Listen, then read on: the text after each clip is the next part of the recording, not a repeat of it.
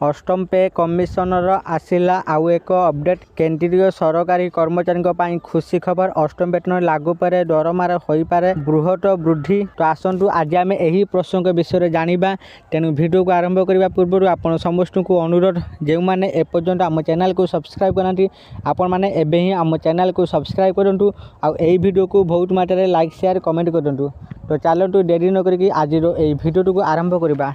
केंद्रीय कर्मचारी एवं पेंशन भोगी बड़ खबर। अष्टम वेतन कमिशन संपर्क में आलोचना तीव्र होती। एथर कर्मचारी संघगुड़िकर दाबी पूर्व अपेक्षा अधिक आक्रमणात्मक देखा जाउची। मुद्रास्फीति, वर्धित पारिवारिक खर्च एवं दरमा संशोधन विलंब को नहीं कर्मचारी मध्य असंतोष स्पष्ट देखा मिली। कर्मचारी संघगुड़िक प्रकृत आय को उन्नत करने केवल एक छोट वृद्धि नुहे, इतिहास सर्वबृहत दरमा एवं पेंशन वृद्धि दाबी करते।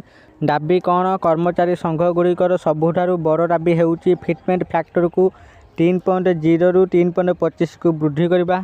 फेडरेशन ऑफ नेशनल पोस्टल ऑर्गेनाइजेशन FNPO यह प्रस्ताव देती। जदि सरकार 3.25 फिटमेंट फैक्टर को ग्रहण करती तेबे वर्तमान सर्वनिम्न मौलिक दरमा 18,000 रु प्राय 58,500 टंका को वृद्धि पाइपे। यह व्यतीत कर्मचारी माने वार्षिक 5% वृद्धि दाबी करुछन्ति, जहाँ वर्तमान कम। यूनियन गुड़िक कहिछन्ति जे मुद्रास्फीति सामने वर्तमान दरमा गठन दुर्बल हो जाइए। एथर कर्मचारी संघ गुड़िकर एक समान फिटमेंट फैक्टर बदल एक graded store wise fitment structure दाबी करुछन्ति।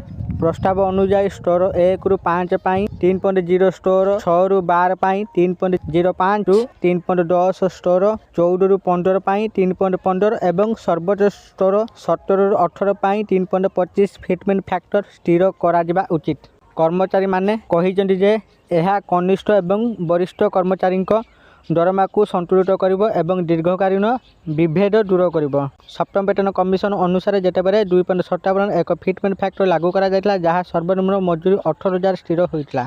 सेतेबेले एही वृद्धि को भलो बोली विवेचना करा जाउतिला, किंतु वर्तमान कर्मचारी संघगुड़िक कहिसेंति जे मुद्रास्फीति सही वृद्धि पाई संपूर्ण क्षतिपूरण देइछि। तेणु वर्तमान आर्थिक परिस्थिति एवं आगामी वर्षगुड़िकर आवश्यकता को ध्यान रखी अष्टम वेतन कमिशन यार निष्पत्ति नेबा उचित।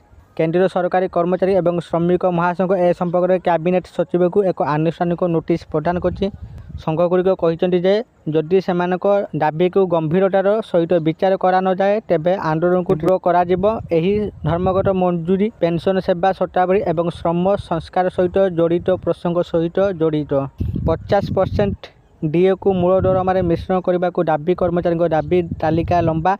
एथिरे 50% डीए को मूल दरमार मिश्रण 1 जनवरी 2026 रु 20% मध्यवर्तीकालीन रिहाती। NPS, UPS उच्छेद एवं OPS पुनःस्थापित कोविड अवधि समय 18 मासर स्थगित डीए प्रदान, परिवर्तनित पेंशनर शीघ्र पुनःस्थापन, खाली पद पूरण एवं चुक्तिनामा व्यवस्था समाप्त करने अंतर्भुक्त। यह व्यतीत सर्वनिम्न पेंशन को 9,000 को वृद्धि करने, अत्यावश्यक सामग्री उपरू GST हटाइबा एवं घरोईकरण को विरोध करने भली प्रसंग मध्य उठा जाइए। सरकार यही दाबी गुड़िक केते गंभीरता सह नेउचंती किंबा लंबा आलोचना मामला फसी रही कि नहीं ता उपरे एबे समस्त नजर। आशा करते आपण मानकु आज भिडियोटी निश्चित भाव में भल लगे। जदि आपण मानकु भिडियोटी भल लगी था दयाकोरी ये वीडियो को बहुत मात्रा लाइक शेयर और कमेंट करूँ।